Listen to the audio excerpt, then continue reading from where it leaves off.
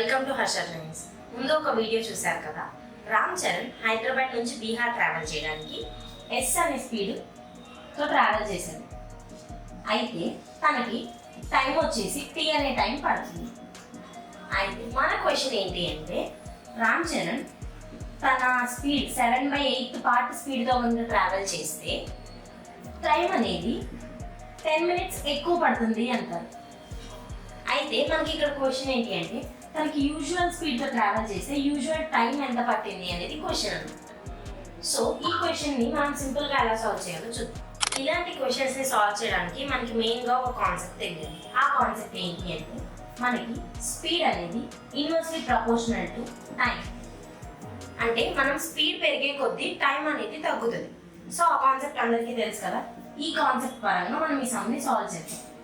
Here ఇనీషియల్గా తను yes అనే స్పీడ్తో ట్రావెల్ చేస్తే తనకి టీ అనే టైం పట్టింది. అంటే ఇన్వర్స్లీ ప్రపోర్షనల్ కాబట్టి 1/2.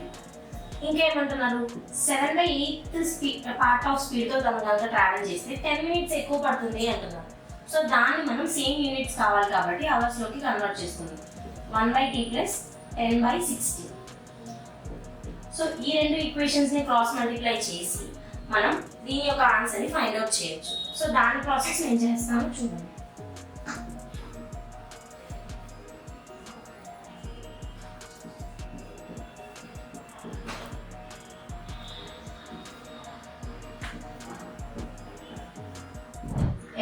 S cancel. Again cross multiply చేద్దాం.